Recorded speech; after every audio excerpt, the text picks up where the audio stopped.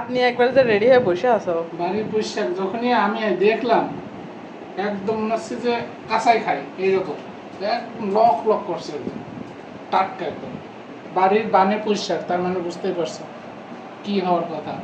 দাও দাও, তারপরে চিংড়ি মাছ দিয়ে রান্না করছি। এই যে কি যে লোভনীয় লাগছে দেখতে, তাই না?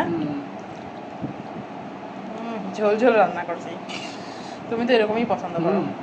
আর চিংড়ি মাছটা একটু বেশিই দিছি। কোনো সমস্যা না, মাশাআল্লাহ। টেস্ট করে দেখো এখন কেমন লাগে।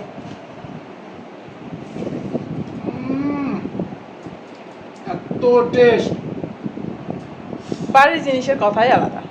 ঢাকা এর অর্ধেকও যদি স্বাদ পাওয়া যেত ঢাকার পুঁইশাকের, তাও বোঝ দিয়া যেত। একদম মাখন, মনে হচ্ছে মাখন। মাশাআল্লাহ মাশাআল্লাহ, দারুণ, তাই না? মনে হচ্ছে যে হয় সবজিতে স্বাদ।